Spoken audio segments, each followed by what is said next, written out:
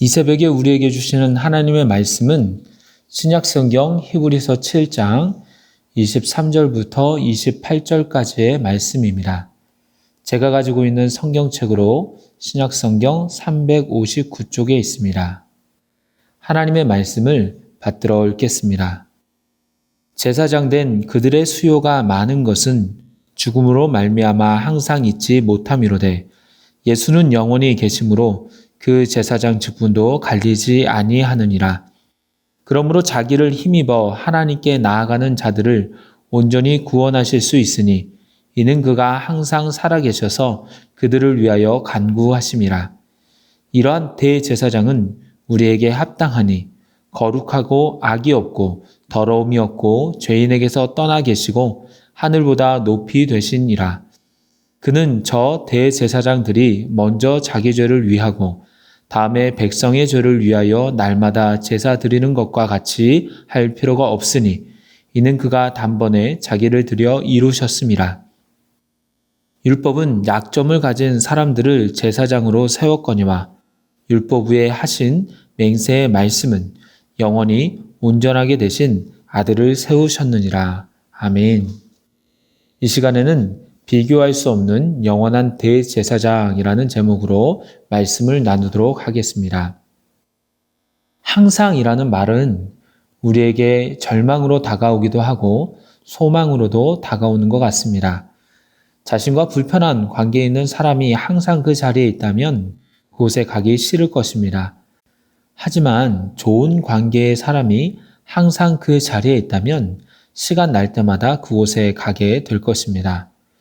좋은 상사가, 좋은 선임이, 좋은 지도자가 항상 그 자리에 있다면 출근하고 일하는 것이 그리 힘들지는 않을 것입니다. 하지만 나랑 맞지 않는 분이 항상 그 자리에 있다면 그분이 있는 그 일터에 가는 것이 괴롭겠죠. 그러기에 항상이라는 것은 좋게도 다가오고 나쁘게도 다가오는데요. 그런데 오늘 본문에 항상 계신 분은 우리를 평안하게 하고 우리를 안심시키고 우리보다 우리를 더 사랑하시는 예수 그리스도를 말씀하고 있습니다.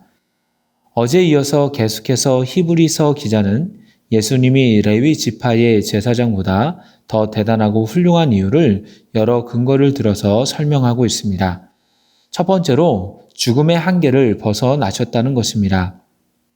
유대의 역사가 요세푸스에 의하면 아론부터 시작해서 예루살렘이 멸망한 주 70년까지 83명의 대제사장이 취임했다고 하고요. 탈무드에 의하면 솔로몬 성전인 제1성전 기간에 18명이, 스룹바벨 성전인 제2성전 기간에는 300명 이상의 대제사장들이 있었다라고 합니다.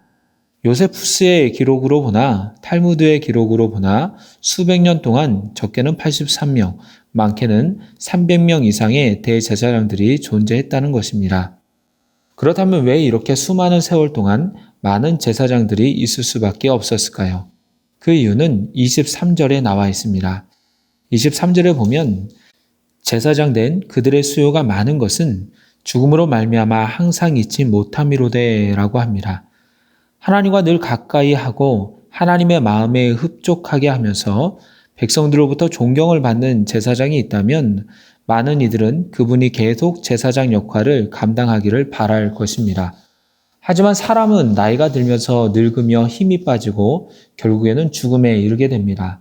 항상 있고 싶지만 항상 있을 수가 없습니다. 그러기에 그 다음 역할을 감당할 제사장이 필요할 수밖에 없었고 그러다 보니 제사장의 수가 많게 된 것입니다. 하지만 예수님은 다릅니다. 24절을 보면 예수는 영원히 계심으로 그 제사장 직분도 갈리지 아니하느니라 라고 합니다. 예수님은 죽지 않습니다. 즉 죽음의 지배를 받지 않습니다. 영원히 계시는 분입니다. 인간이 왜 죽게 되었습니까? 죄 때문에 그렇습니다. 죄가 세상에 들어오면서 죄의 지배를 받게 되면서 죽음이 들어오게 되었습니다. 죄 앞에, 죽음 앞에 연약한 인간이 되고 만 것입니다. 하지만 예수님은 죄로부터 죽음으로부터 자유하신 분입니다. 그렇게 영원히 계시다 보니까 제사장 직분도 갈리지 않습니다. 갈리지 않는다의 헬라어 아파라바토스는 신약 성경에 단 한 번 나오는 표현으로 침범될 수 없는 신성 불가침해라는 뜻과 변할 수 없는 이라는 뜻을 가지고 있습니다. 이것은 지금까지 그랬던 것처럼 제사장이 이 사람 저 사람이 필요한 것이 아니라 단 한 분, 오직 예수 그리스도만이 대제사장으로서 변하지 않고 영원히 계시다라는 것입니다. 유대인들도 메시아의 영원성을 알고 있었습니다. 그러기에 요한복음 12장 34절에 보면 유대인들이 예수님께 이렇게 묻습니다. 우리는 율법에서 그리스도가 영원히 계신다 함을 들었거늘 너는 어찌하여 인자가 들려야 하리라 하느냐. 예수님께서 내가 땅에서 들리신다라고 하니 유대인들이 율법에서는 그리스도는 영원히 계신다라고 했는데 어디를 떠나느냐라고 하는 것입니다. 이것은 예수님의 영원성이 메시아임을 증명하는 것임을 알 수가 있습니다. 이런 영원히 계신 대제사장 예수님으로부터 어떠한 일들이 일어납니까? 25절에 보면 그러므로 자기를 힘입어 하나님께 나아가는 자들을 온전히 구원하실 수 있으니 라고 합니다. 여러분도 아시다시피 구약시대에는 제사장을 통해 하나님께 제사를 드렸습니다. 아무리 부자라고 할지라도 아무리 사회적 지위가 높고 뛰어난 사람이라고 할지라도 제사장 없이는 직접 제사를 드릴 수 없었습니다. 하나님과 사람의 중보 역할을 하는 제사장이 반드시 있어야만 했습니다. 그러나 예수 그리스도의 십자가 사건 이후에 이제는 예수님께서 우리의 제사장으로서 중보자 역할을 감당하심으로써 죄인된 인간이 스스로는 하나님 앞에 갈 수 없지만 예수님으로 말미암아 하나님께 제사하며 예배할 수 있게 되었습니다. 온전히 구원받을 수 있게 된 것입니다. 예수님은 구원하실 뿐 아니라 우리를 위해 중보하며 기도하시는 분입니다. 25절 하반절에 보면 이는 그가 항상 살아계셔서 그들을 위하여 간구하심이라 라고 말합니다. 로마서 8장 34절에도 이렇게 기록합니다. 죽으실 뿐 아니라 다시 살아나신 이는 그리스도 예수시니 그는 하나님 우편에 계신 자요 우리를 위하여 간구하시는 자신이라. 예수님은 하나님 우편에 앉으셔서 우리를 위해 하나님께 간구하시며 우리를 살리시는 분이라는 것입니다.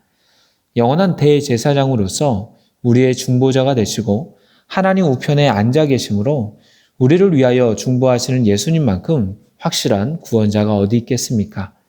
이렇게 히브리서 기자는 예수님의 영원성을 얘기하며 레위 지파의 제사장보다 비교할 수 없이 높으신 예수님을 설명하고 있습니다. 두 번째로 예수님께서 레위 지파의 제사장보다 더 훌륭하신 이유는 죄가 없으신 분이기 때문입니다. 아무리 흠이 없는 완벽한 대제사장이라고 할지라도 살아가면서 죄를 짓게 됩니다.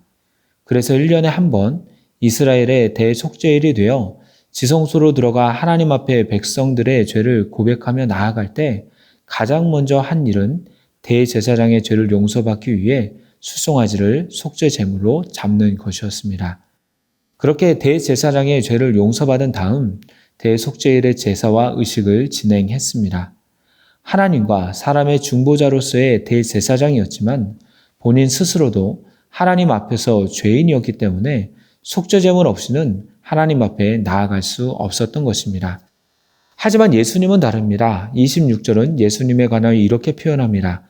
이러한 대제사장은 우리에게 합당하니 거룩하고 악이 없고 더러움이 없고 죄인에게서 떠나 계시고 하늘보다 높이 되신이시라. 여기에서는 세 가지 형용사를 쓰고 있는데요. 거룩하다라는 것은 하나님을 섬기는 일을 위해 거룩하게 구별되었다는 것입니다. 그 다음 악이 없다는 것은 다른 사람들과의 관계에서 흠이 없을 뿐만 아니라 악이 그분을 지배하지 못한다는 의미입니다. 마지막으로 더러움이 없다는 것은 제의적으로 정결하다는 의미입니다.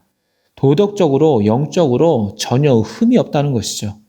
그러기에 인간 제사장과 비교할 수조차 없다는 것입니다. 세 번째로 레위 지파 제사장보다 더 훌륭하신 이유는 예수님의 속죄 효력의 영원성입니다. 27절에 이렇게 말합니다. 그는 저 대제사장들이 먼저 자기 죄를 위하고 다음에 백성의 죄를 위하여 날마다 제사 드리는 것과 같이 할 필요가 없으니 이는 그가 단번에 자기를 드려 이루셨음이라. 이전에 대제사장은 자기의 죄를 속죄하고 그 다음 백성의 죄를 속죄하기 위해 제사해야만 했습니다.